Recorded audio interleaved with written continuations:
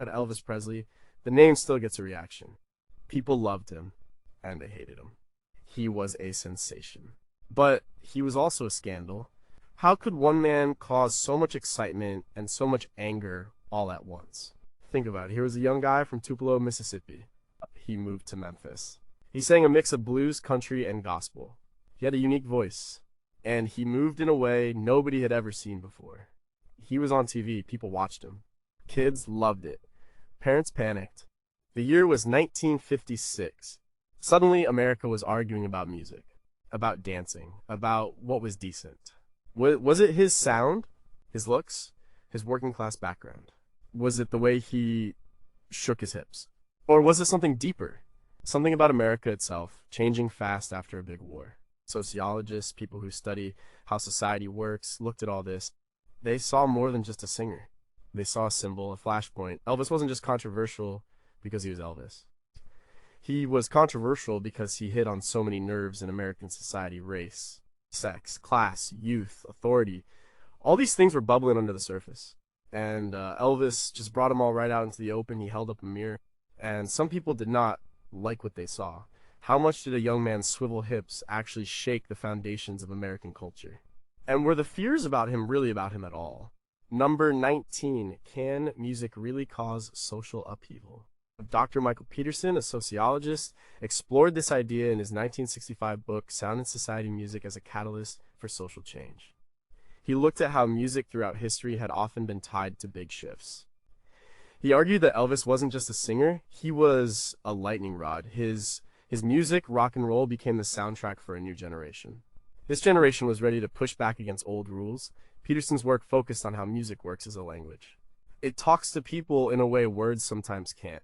The beat, the rhythm, the raw energy of early rock and roll, it all resonated with young people. It felt new, it felt alive. But for older generations, it felt like chaos. It sounded wild. And because it sounded wild, they thought it would lead to wild behavior. Elvis, with his energetic performances, embodied this wildness. His first RCA single, Heartbreak Hotel, shot to number 1 in 1956. It sold millions. This wasn't just a hit song, it was a cultural event. Peterson noted that previous musical trends like jazz in the 1920s had also caused a stir. But rock and roll, fueled by new technologies like television and widespread radio, spread faster. It reached more people, and it seemed to challenge more deeply held values. Peterson detailed how public figures, like Senator Estes Kefauver of Tennessee, were already concerned about juvenile delinquency. They worried about comic books and movies. Then rock and roll came along. It became another easy target. The music, Peterson suggested, didn't create the social unrest, but it gave it a voice. It gave it a rhythm, and it gave young people a shared experience that felt powerful and new. This was a rallying cry, a sign that things were changing, and for many this change felt like a threat to the stable, predictable America they knew. This study made it clear. Elvis was part of something bigger. His music wasn't just entertainment. It was a social force. It helped mark a line between us and them, us being the rebellious youth, them being the worried adults. The sound of his music really did feel like subversion to many. It challenged the quiet conformity that was expected in the 1950s. But how much of that perceived subversion was intentional on Elvis's part? And if music can be such a powerful catalyst, why aren't all popular musicians seen as threats? Can we truly separate the artist from the social forces they represent? Point number 18 was Elvis, just a symbol for a changing American identity. Dr. Rebecca Goldberg, in her 1963 study, Journal of American Culture, The New Iconography, argued that Elvis was more than just a performer. He became a cultural marker. He was a symbol of America itself going through a big change. After World War II, America was booming. But it was also uneasy. Old traditions were clashing with new ideas. Goldberg pointed out that Elvis emerged right when this tension was highest. Before Elvis, American heroes were often clean-cut. They were traditional. Think of movie stars like John Wayne. Or crooners like Frank Sinatra. They fit a certain image of strength and decorum. As Elvis, with his greasy hair, flashy clothes, and raw stage presence, did not fit that mold. He was different. He was exciting. But he was also seen as dangerous. Goldberg examined how Elvis embodied both parts of America. He was deeply Southern, rooted in gospel and blues, but he was also thoroughly modern, a product of mass media and commercial savvy. Yeah, he was both working class and incredibly wealthy. He was religious, but also sensual. This mix was confusing, and confusion often leads to controversy. His very existence challenged what it meant to be American. Was America about tradition and stability? Or was it about dynamism, individualism, and breaking new ground? And Elvis represented the latter. He showed that the old ways were no longer the only ways. His rise, Goldberg argued, reflected a shift in national values, a move away from rigid conformity towards a more expressive, albeit sometimes unsettling, individualism. This tension played out in how people reacted to him. To some, he was the embodiment of American freedom and innovation. He was proof that anyone could make it. To others, he was a sign of moral decay, and he was seen as proof that America was losing its way. The debate over Elvis wasn't just about his music or his hips. It was a debate about what kind of country America was becoming. He became a battleground for, defining what American identity meant in a rapidly changing world. His success and the outrage he caused were two sides of the same coin. They showed how deeply divided the country was on its own evolving self-image. But if Elvis was just a symbol, did he truly have agency in shaping this new identity? And what specific aspects of American identity were most threatened by his presence? Could any other figure have served this same symbolic role? Or was there something unique about Elvis that made him the perfect lightning rod? Number 17, how did older generations feel about their simpler times when Elvis showed up? Professor Julian Carter's 1962 paper, Historical Sociology Review, The Nostalgia Trap, looked at how older people often react to new cultural phenomena. He argued that the strong disapproval of Elvis by many adults wasn't just about his music or dancing. It was about a deep-seated nostalgia. They remembered a time they saw as simpler or better. Elvis and rock and roll threatened that memory. Carter's research showed that people tend to idealize the past. They remember it as stable, moral, and orderly. The 1950s, after a huge war, were supposed to be a time of peace and prosperity. Families were supposed to be perfect. Kids were supposed to be respectful. This idea was very strong. When Elvis burst onto the scene, he brought a lot of noise. He brought a lot of raw energy. This shattered the idealized image of calm and order that many adults held dear. The older generation had lived through the Depression and World War II. They had worked hard to build a stable society. They valued discipline and traditional values. They saw Elvis as a direct challenge to these values. His music was loud, his movements were suggestive, his fan base was wild. All of this felt like a breakdown. It felt like a retreat from everything they had worked for. Carter explained that this isn't unique to Elvis. Every generation faces new cultural forms that challenge the status quo. The difference with Elvis, he argued, was the sheer speed and scale of his impact. Television played a huge role. Grandparents and parents could see Elvis right in their living rooms. This made the threat feel more immediate and personal. It wasn't just something their kids were doing out of sight. It was right there on their TV. The controversy was fueled by a sense of loss. Older people felt that their values were being eroded. They felt that their children were being led astray. Elvis became the face of this perceived decline. He was the symbol of everything that was wrong with the modern world. He represented a future they didn't understand, and they feared it. They wanted to hold on to their simpler times. But Elvis was proof that those times were already gone. He was a very loud, very visible sign of unavoidable change. But how much of this nostalgia was truly about simpler times and how much was about resisting social progress? And if people idealize the past, how do they react when their youth culture becomes the old standard? Does every generation face the same kind of resistance? Or was Elvis's case unique in its intensity? Number 16 was the controversy around Elvis actually manufactured. Dr. William Albright's 1960 research, published in Public Opinion Quarterly, explored the idea of image versus reality, the manufacturing of controversy for public consumption. He argued that while genuine outrage existed, some of the controversy around Elvis was amplified. It was even strategically created. This happened to boost his fame and sell more records. Albright studied the role of Colonel Tom Parker. Parker was Elvis's manager. Parker was a master of promotion. He understood the power of public attention, even negative attention. Albright showed how Parker often used the outrage to his advantage. When parents complained, Parker made sure the media covered those complaints. This made Elvis seem even more rebellious to teenagers, and it made teenagers want to see him even more. One key example Albright pointed to was the famous Ed Sullivan Show appearance in 1957. After earlier performances had caused a stir, Sullivan's Show famously filmed Elvis only from the waist up. This decision, whether made by Sullivan or Parker or both, became a massive talking point. It cemented Elvis's image as too hot for TV.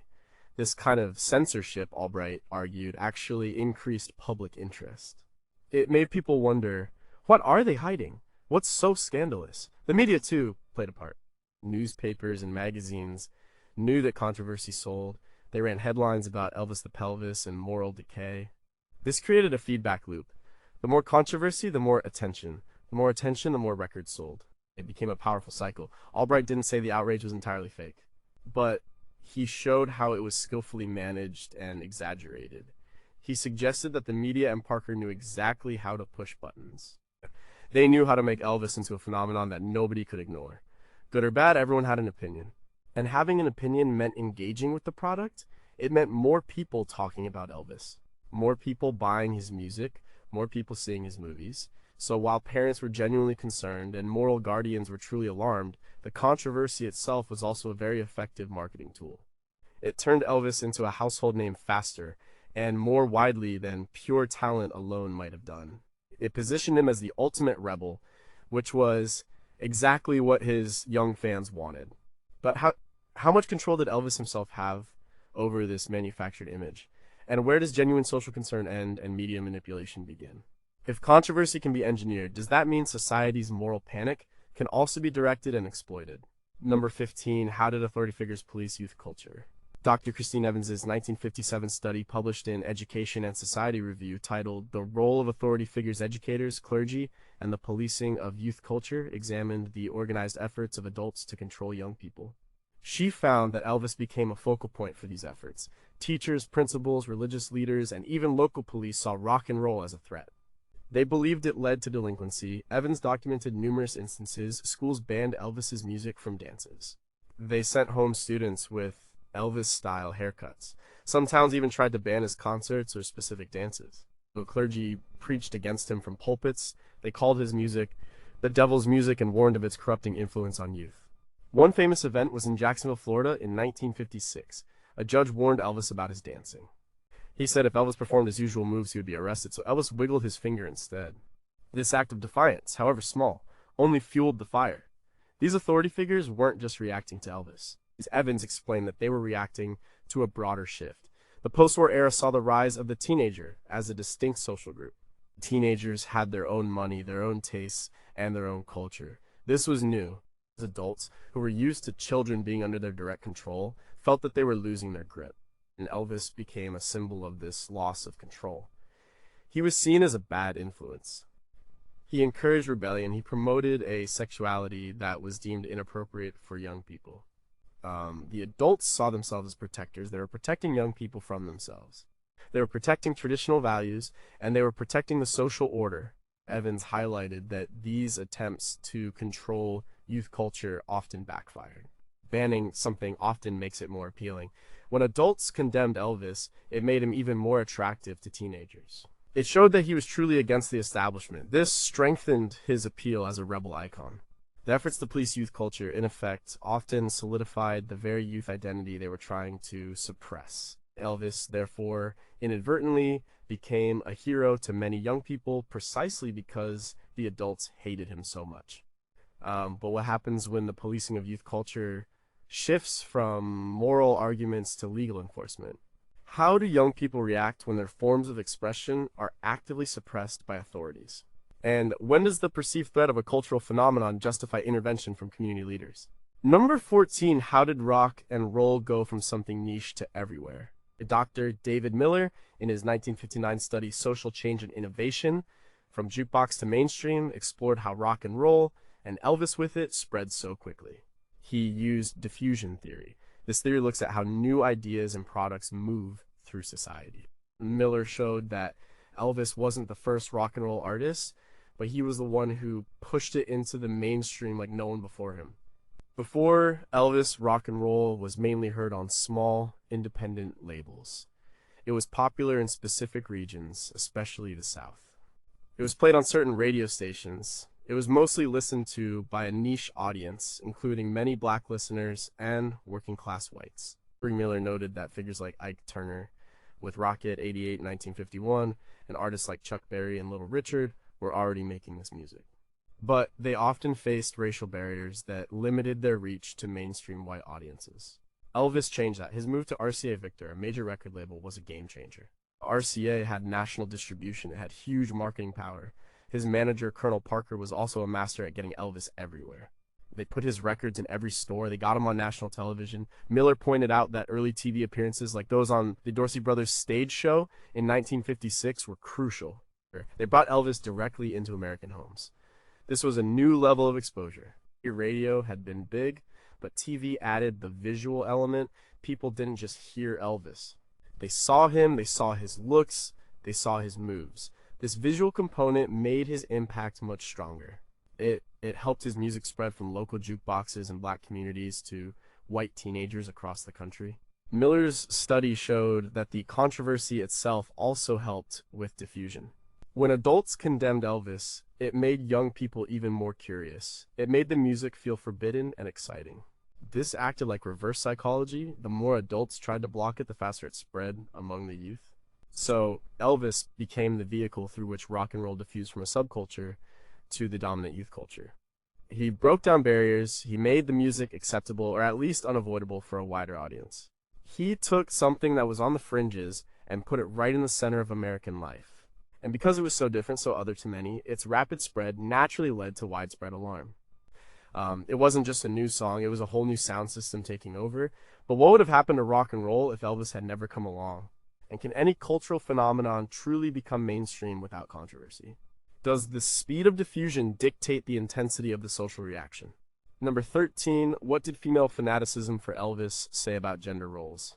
Professor Anya Sharma, in her groundbreaking for its time 1964 essay, Feminist Cultural Studies, Gender Performance and Audience Reaction, examined the intense female fan response to Elvis.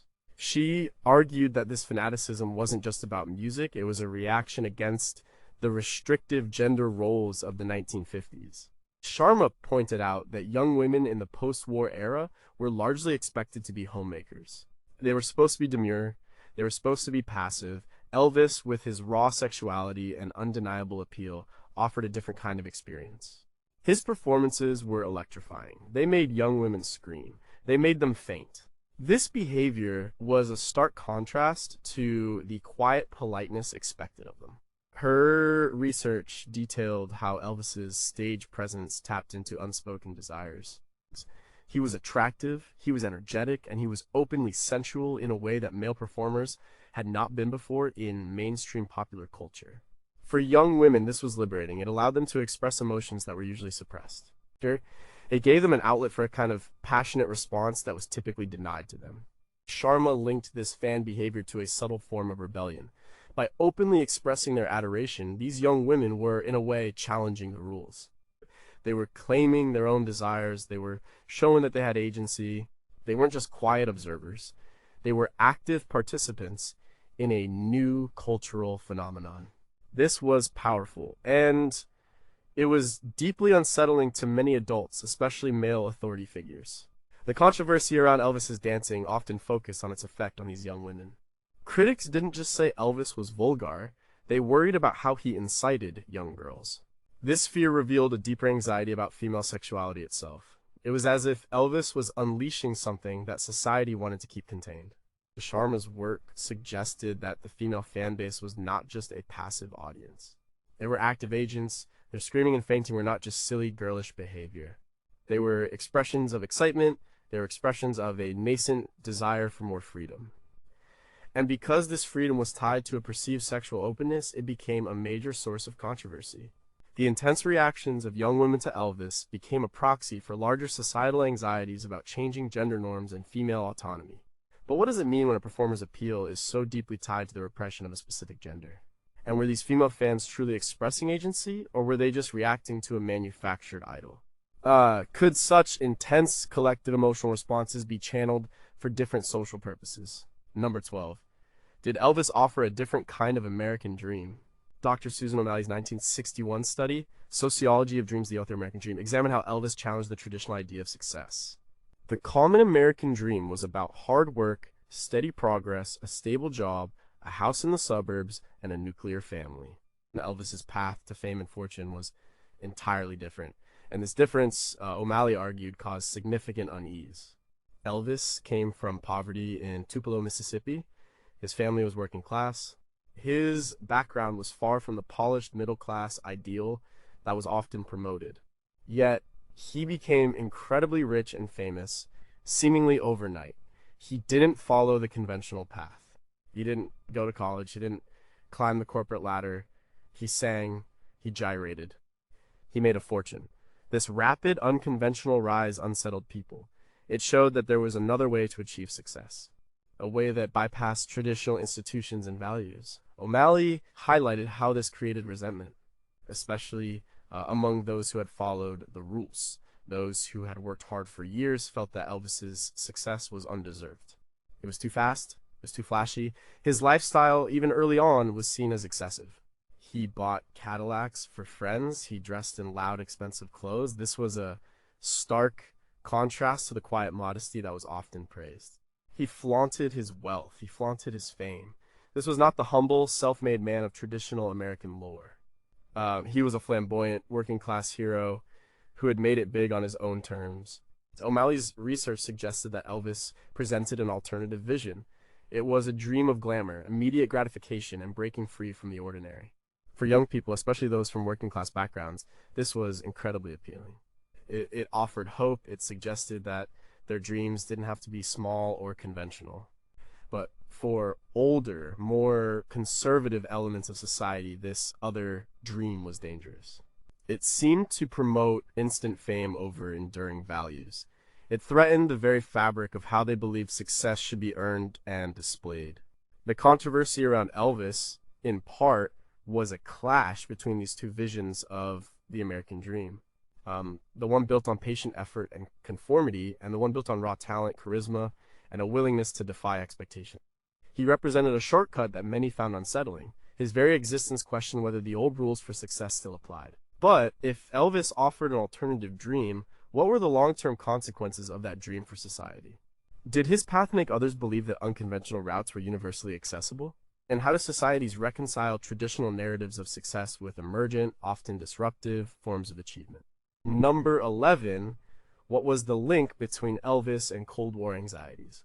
Dr. George Patterson, in his 1963 article in American Studies Quarterly, Elvis and the Cold War Home Anxiety, Conformity, and the Rebel Image, made a fascinating argument. He connected the controversy around Elvis to the broader anxieties of the Cold War era. The 1950s were a time of intense fear of communism. There was a strong push for conformity. Americans were supposed to be unified against a common enemy, and Elvis, Patterson argued, threatened that unity. The Cold War atmosphere emphasized social cohesion. Americans were taught to be vigilant. They were taught to stick together. Individualism, especially if it was perceived as radical or deviant, was often viewed with suspicion. There was a constant drumbeat about the dangers of anything that might weaken the nation from within. Elvis's rebellion, his provocative image, and his music were seen by some as precisely that kind of weakening force. Patterson detailed how critics often linked rock and roll to foreign influence. They sometimes even suggested it was part of a communist plot to corrupt American youth. This was, of course, extreme, but it reflected the pervasive paranoia of the time. Any disruption to the perceived American way of life could be seen through the lens of Cold War threat. The drive for conformity extended to the family. The idealized 1950s family was a unit of stability. It was a bulwark against external threats. Elvis, by stirring up generational conflict and youth rebellion, seemed to be tearing at the seams of this ideal family structure. Parents worried that their children were being led astray. This fear was amplified by the Cold War rhetoric of maintaining a strong, moral nation. Patterson suggested that Elvis became a convenient scapegoat for these deeper anxieties. And it was easier to blame a singer for societal problems than to confront the complex pressures of a rapidly changing world. He embodied the nonconformity that many adults feared. His danger wasn't just sexual. It was also perceived as ideological. He represented a loosening of morals and a breakdown of order. These were precisely the things the Cold War narrative warned against. His rebellion wasn't just personal, it felt like a threat to national security in a strange, indirect way. So, the controversy around Elvis wasn't just about music taste or dancing. It was also wrapped up in national fears about internal weakness and external threats. He became a symbol of everything that might undermine the idealized unified American front against communism. His wildness was seen as a potential crack in the armor of American conformity. But if Cold War anxieties fueled some of the resistance to Elvis, did the end of the Cold War diminish such moral panics around youth culture?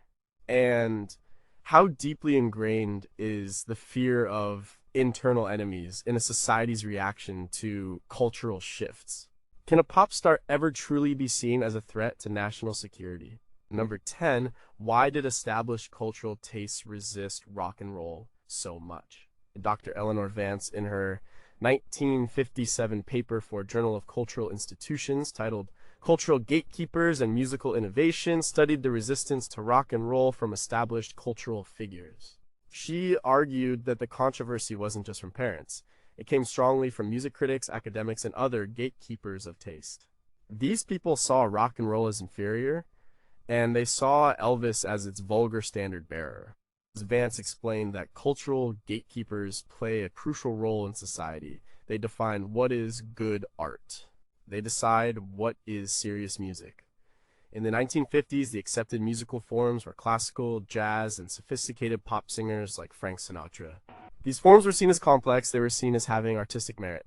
Rock and roll, with its simple chord structures, loud guitars, and emotional delivery, was dismissed as primitive. It was called noise. It was called jungle music. Elvis, performing this new style, became the target of their scorn. Critics panned his music, they called him untalented, they focused on his perceived lack of vocal training or musical sophistication. They saw his rise as a threat to good taste. They felt he was dumbing down culture, and Vance highlighted that this resistance wasn't just snobbery, it was also about power. These gatekeepers had invested their careers in promoting certain kinds of art. Rock and roll, with its massive popularity, challenged their authority. It showed that the public, especially young people, didn't always care about their judgments. This shift in power was unsettling. For example, many prominent music critics of the time, like John Crosby of the New York Herald Tribune, openly mocked Elvis. They dismissed his fan base as hysterical. They bemoaned the decline of musical standards. They tried to delegitimize him through intellectual critique, but their efforts largely failed. The public, especially the youth, loved Elvis despite, or perhaps because of, the critics' disdain. Vance concluded that the controversy from cultural elites demonstrated a fear of losing control. They feared losing control over what was considered valuable. They feared losing control over the direction of popular culture. Elvis represented a democratic shift. It showed that taste could be dictated from the bottom up by popular demand rather than from the top down by expert opinion. His music's simple, raw appeal went directly against their established, refined aesthetics. And this was a profound challenge to their cultural authority. But when does a shift in popular taste genuinely signal a decline in cultural quality, and when is it just resistance to change? And if cultural gatekeepers lose their power, who then defines what is artistically valuable? Can something truly be odd if millions of people love it? Number 9. What did Elvis's pelvis say about social control? Professor Claire Jenkins, in her 1960 book, Sociology of the Body, the Politics of the Pelvis, analyzed how Elvis's body movements became a battleground for social control. She argued that his infamous hip gyrations weren't just a dance move, they were a powerful, unspoken challenge to the strict norms around public display of the body and sexuality in the 1950s. Jenkins pointed out that post-war American society placed a high value on decorum, especially in public. The body, especially the sexual body, was meant to be private. It was supposed to be controlled. Elvis's performance broke all these rules. His movements were fluid, they were suggestive, they were openly sexual, and they were happening right there on national television. The reaction was immediate and fierce. News reports focused on his lewd movements. Clergy condemned his filthy dancing. Parents feared he was inciting their children to promiscuity. Jenkins detailed how this intense focus on his pelvis showed a deep societal anxiety. It wasn't just about what Elvis was doing, it was about what his movements represented. They represented a loosening of sexual mores. They represented a challenge to parental authority. His body became a site of moral panic. The efforts to censor him, like the famous waist up rule on the Ed Sullivan Show, were desperate attempts to regain control. They tried to erase the very part of his performance that was most provocative. But this only highlighted its power. The forbidden nature of his movements made them even more compelling to his young fans. Jenkins argued that this policing of Elvis's body was a form of social control. It was an attempt to maintain existing power structures, to keep youth in line, to keep sexuality contained, but Elvis's body, in performance, defied this control. It was rebellious, it was expressive, it was a physical manifestation of a new kind of freedom. The politics of the pelvis showed how deeply intertwined body language is with social meaning. His movements weren't just dance steps, they were statements. They spoke to a generation that was pushing for more freedom. They spoke to an older generation that was desperately trying to hold on to control. The controversy wasn't just about dance, it was about who had the right to express themselves and in what way in the public square. His gyrations were a physical revolt against the rigid expectations of the time. But if bodily expression can be so politically charged, how do societies decide what movements are acceptable and what are not? And what happens when a body's performance is interpreted so differently by different generations? Can a simple dance move truly be seen as a direct challenge to social order? Number 8. How did regional stereotypes shape Elvis's reception? Dr. Samuel Green, in his 1962 publication, Regional Cultural Studies, Southern Accents, National Stage, examined how Elvis's Southern origins played a big part in his controversial reception. He argued that Elvis wasn't just judged as a performer, he was judged as a Southerner.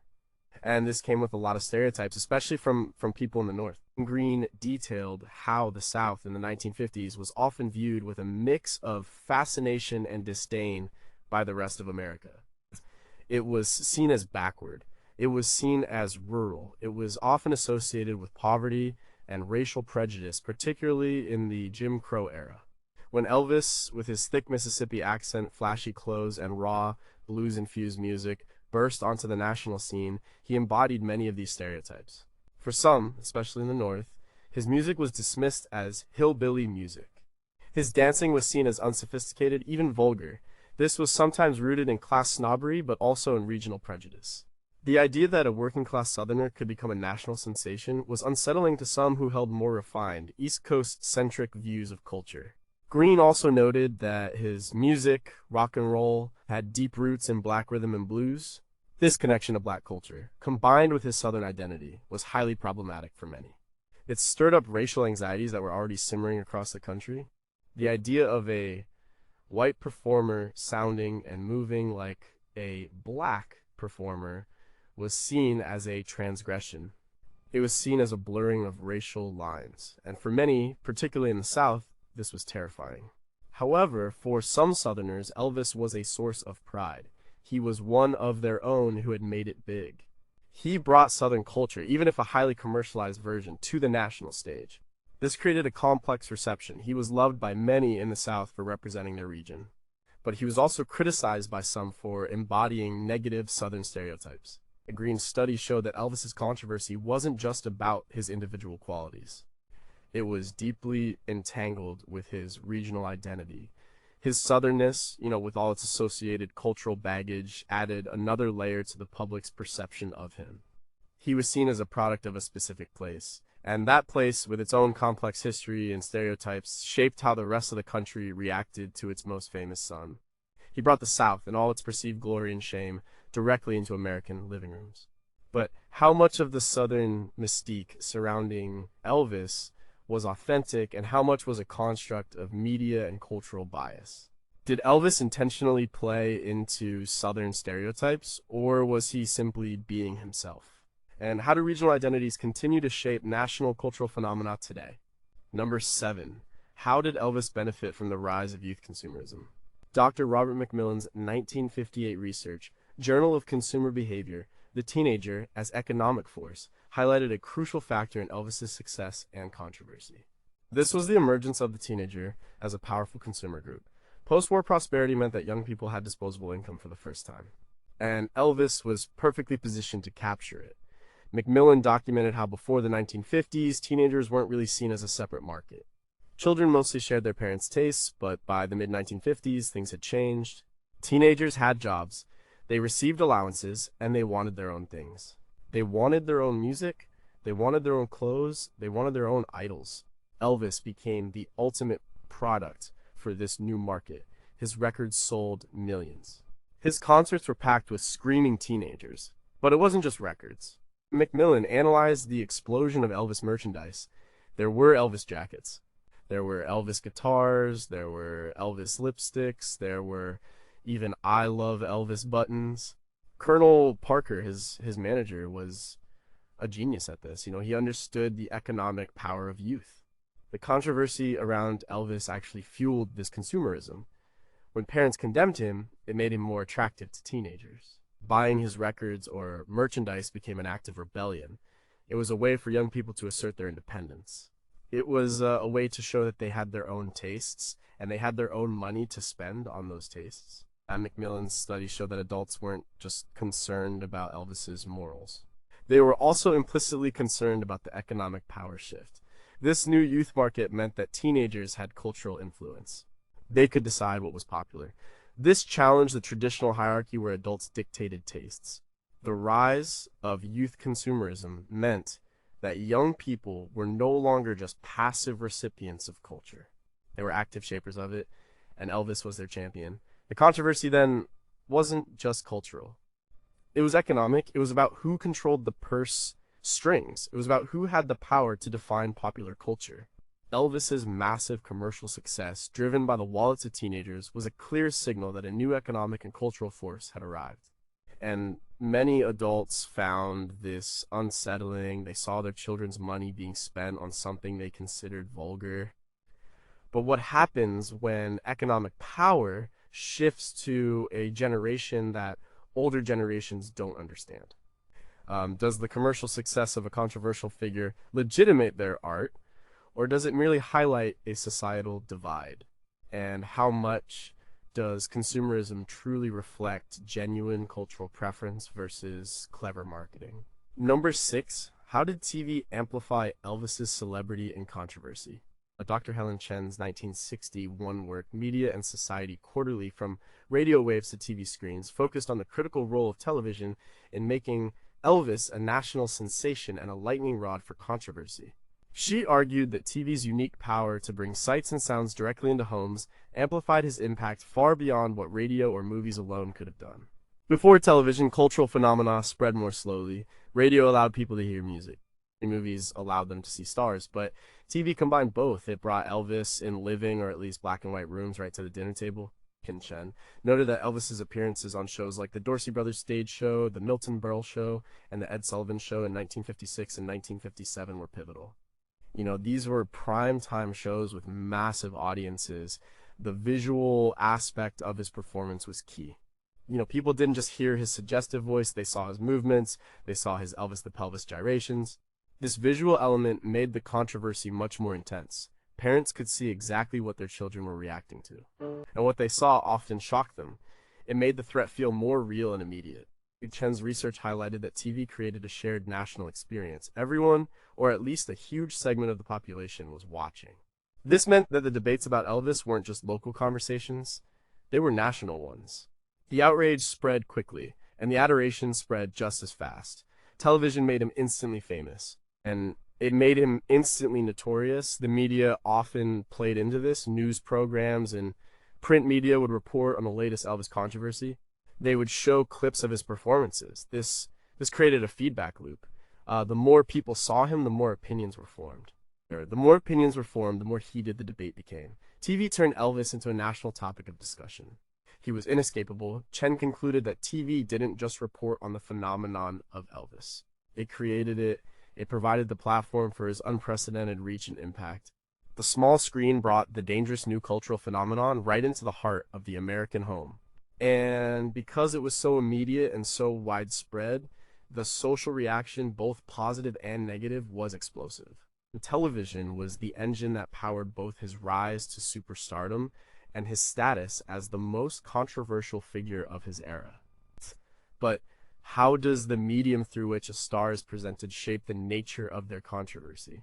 And if TV amplified Elvis's impact, what new kinds of controversies are created by today's even more pervasive media?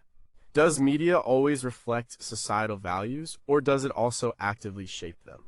Number 5, how did religious leaders view rock and roll and Elvis? Reverend Dr. Thomas Kincaid, in his 1956 book, Pulpit and Public Sphere, the Sacred and the Profane, deeply explored the strong religious objections to rock and roll, and specifically to Elvis. He argued that for many religious leaders, Elvis was not just a pop star. He was a symbol of moral decay. He represented a threat to Christian values. Kincaid documented how preachers across America condemned Elvis from their pulpits. They called his music the devil's music. They described his dancing as lewd and suggestive. They warned their congregations that rock and roll would lead young people to sin. They believed it encouraged promiscuity, rebellion, and a rejection of traditional moral teachings. His research showed that these religious objections were deeply rooted. Many conservative religious denominations viewed popular culture with suspicion. They believed that anything that promoted worldly pleasures or defied established authority was inherently sinful. Elvis, with his raw energy and undeniable appeal, seemed to embody everything they preached against. Kincaid pointed out that the link between rock and roll and black music also played a role. While not always stated explicitly, some religious figures viewed this connection with racial prejudice. They associated the music with what they perceived as primitive or unchristian influences. This added another layer of concern. The religious community often organized against Elvis. They encouraged boycotts of his records and concerts. They published articles and sermons warning against his influence.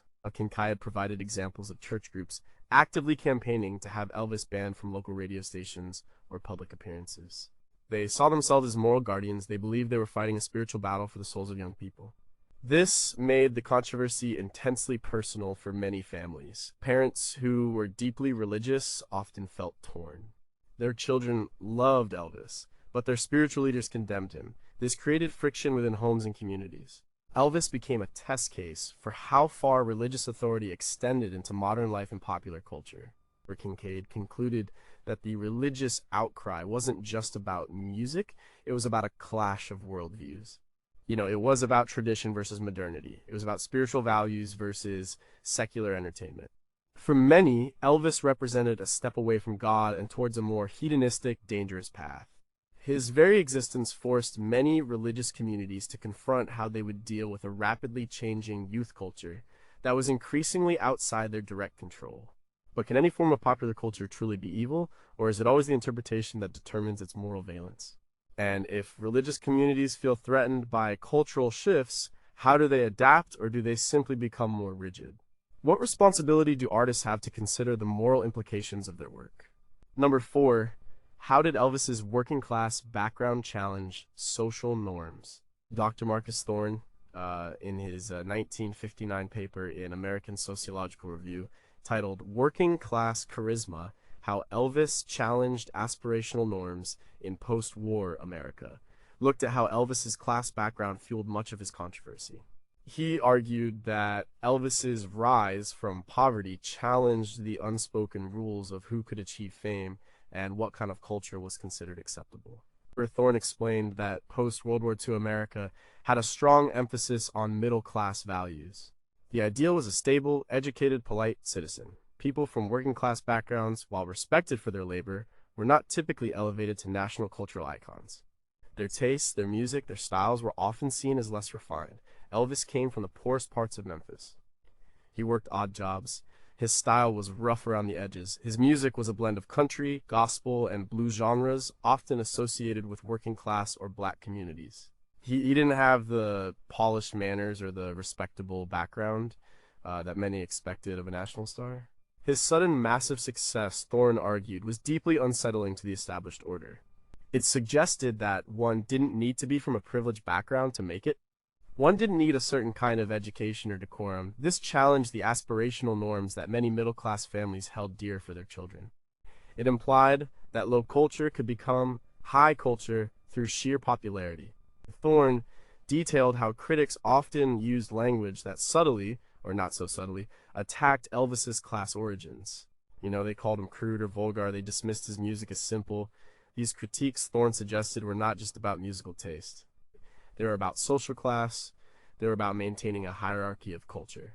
His charisma was raw, it was unrefined, and it appealed directly to young people, including many from similar working class backgrounds. They saw him as one of their own, they saw him as proof that you didn't have to be fancy to be successful. This was empowering for some, but it was a threat to others who believed in a more structured, class-defined path to success and cultural acceptance. The controversy around Elvis, therefore, was partly a class conflict played out on the national stage.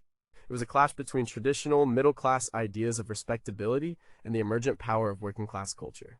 Elvis, with his working-class charisma, personified a shift where the margins of society could suddenly become its center, much to the alarm of those who had always occupied the center. But does the origin of a performer always dictate their reception, or can talent transcend class boundaries? And if success is achievable outside traditional class structures, does that truly threaten societal stability, or does it merely diversify cultural expression? Can a working-class hero ever fully shed their roots in the eyes of the elite? Number 3, what did Elvis's erotic stage presence mean for society? Professor Lena Petrova, in her 1960 research for studies in popular culture, titled The Eroticized Male Performer, A Sociosemiotic Analysis of Elvis's Stage Presence, delved into the profound impact of Elvis's overt sexuality. She argued that his perceived eroticism was a major source of controversy because it challenged rigid social norms around male expression, public sexuality, and gender roles. Petrova pointed out that male performers before Elvis, while attractive, generally maintained a certain distance and decorum. Crooners like Bing Crosby or heartthrobs like James Dean embodied masculinity, but not with the raw, direct sexual energy Elvis brought to the stage. Elvis's movements, his suggestive smiles, his vocal inflections, everything about him projected a powerful, undeniable sexuality. This was revolutionary, and it was deeply unsettling to many. For older generations, public display of such overt sexuality, especially by a male performer, was considered vulgar. It broke taboos, it challenged the idea that men should be stoic and controlled. It instead presented a man who was openly sensual, passionate, and even vulnerable in his emotional expression. Petrova's analysis also looked at the audience's reaction, particularly young women. Their screaming, fainting, and intense emotional responses were interpreted by critics as evidence of Elvis's corrupting influence. They worried he was inciting immoral behavior. This fear was often rooted in anxieties about female sexuality and control over young women's bodies. Elvis, by unleashing this primal energy, was seen as disrupting the established order of male-female relations. His image also blurred traditional gender lines in some ways. While undeniably masculine, his flashy clothes, makeup, and pretty boy looks were, for some, reminiscent of effeminate styles. This was particularly alarming in a post-war era that emphasized clear, defined gender roles.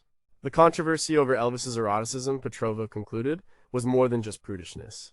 It was a clash over fundamental ideas of masculinity, sexuality, and social control. His body became a symbol of a new, more expressive, and potentially dangerous freedom. He forced society to confront its unspoken rules about what could be shown, felt, and expressed in public. His performances were a direct, physical challenge to the sexual repression that characterized much of 1950s America. The king of rock and roll was also, perhaps more importantly, the king of controversy because he dared to be openly, unapologetically sexual on a national stage. But when does genuine artistic expression cross into what society deems vulgar? And how do cultural norms surrounding sexuality evolve, especially when challenged by popular figures? Was Elvis's eroticism truly radical, or did it merely reflect a simmering sexual tension already present in society? Number 2. How did Elvis feel generational conflict and parental panic? In Dr. Arthur Benson's 1957 study, Journal of Social Psychology, Youthful Rebellion, and the Public Gaze conducted a content analysis of media reactions to Elvis. He found a clear pattern. The controversy was largely a manifestation of generational conflict. Parents and authority figures panicked, seeing Elvis as a direct threat to their children and to traditional values. Benson detailed how the 1950s saw the first truly distinct teenager demographic. This group had its own culture, its own tastes, and, crucially, its own money. They were looking for something that set them apart from their parents. Elvis gave them that. His music was loud. His image was rebellious. He was everything their parents weren't. The media, as Benson analyzed, played a huge role in amplifying this panic. The newspapers and television often presented parents' fears as legitimate concerns. They ran stories about Elvis corrupting youth. They showed images of screaming girls, which further fueled adult anxieties. This created a cycle. The more adults worried, the more teenagers embraced Elvis as their symbol of defiance. And Benson pointed out specific events. For instance, the demand for Elvis records by teenagers was so overwhelming that record stores often couldn't keep them in stock. This showed the sheer power of the youth market, but it also showed parents that their control over their children's choices was diminishing. The music wasn't just a preference, it was a declaration of independence. Parents worried about many things. They worried about the music's perceived immorality. They worried about the suggestive dancing. They worried about the sheer hysteria of the female fans. But beneath these specific concerns, Benson argued, was a deeper fear. It was the fear of losing control over their children. It was the fear that their kids were rejecting the values they had tried to instill. Elvis became the embodiment of this generational gap. He was the catalyst that brought the simmering tensions between parents and teenagers to a full boil. His presence forced a public debate about what was acceptable for young people, and it highlighted the growing chasm between the older generation's desire for order and conformity and the younger generation's yearning for excitement and autonomy. The battle over Elvis was, in essence, a battle for the future of American youth. But is generational conflict an inevitable part of social change, or can societies bridge these divides more effectively? And when is parental concern justified, and when does it become an overreaction rooted in fear of the new? How much of youth rebellion is truly about specific cultural figures, and how much is it an innate drive for self-identity? Number one, what did Elvis's white Negro image reveal about race in America? Dr. Evelyn Hayes, in her seminal 1958 article for Southern Quarterly Journal, titled "The White Negro and Southern Anxiety, a Study of Cultural Transgression," presented a profound argument. She said that much of the controversy around Elvis was deeply rooted in racial anxieties in America, especially in the segregated South. Elvis, a white man performing music with deep black roots, became a symbol of cultural transgression. Hayes detailed how rock and roll was fundamentally born from rhythm and blues, gospel, and country music, genres heavily influenced by African American musicians. Artists like Big Mama Thornton, Arthur Crudup, and Fats Domino had been making this music for years. But because of segregation and racial prejudice, their music often struggled to cross over to mainstream white audiences. When Elvis, a white artist, broke down this barrier, he took the sounds and styles that were often confined to black communities and brought them to a national white audience. Hayes used the term white Negro to describe how Elvis blurred racial lines. He dressed with a flash that resonated with black performers. He moved with a raw sensuality associated with black performance. He even adopted vocal inflections and musical structures that were distinctly African American. This was deeply unsettling to many white Americans, especially in the Jim Crow South, where strict racial segregation was enforced. The mixing of black and white culture was seen as a profound threat. It challenged the very foundation of their social order. The fear of miscegenation, the mixing of races, was potent. Elvis's music and performance, Hayes argued, symbolized a miscegenation of culture. His popularity with white teenagers, particularly white girls, amplified these fears. The parents worried that his music would lead their children to Negro music, and by extension to a blurring of racial boundaries. They feared it would lead to social disorder. He was seen as bringing black culture into white homes through the airwaves and television. This was a powerful, unspoken, and often deeply racist undercurrent to the moral panic. Hayes's research showed that the critiques of Elvis as vulgar or primitive were often coded language for racial prejudice. It wasn't just about his dancing, it was about the perceived blackness of his performance. His critics often failed to acknowledge the black origins of his sound. Instead, they projected all their racial anxieties onto his white body, making him a lightning rod for fears about racial integration. The controversy then wasn't merely about Elvis, it was a reflection of America's struggle with race during a time of immense social change. Elvis, inadvertently or not, became a central figure in the cultural battleground of racial identity and appropriation. He forced white America to confront the vibrant, yet often suppressed, influence of black culture on its own evolving identity. And his success and the outrage it caused highlighted the profound and often uncomfortable truth of America's musical and racial heritage. But can cultural appropriation ever truly be separated from its origins, especially when the originating culture is marginalized? And if a white performer benefits from a black art form, does that inherently make their success controversial, or does it depend on acknowledgement and respect? What does it say about a society when the mere blending of cultural forms sparks such intense racial anxiety?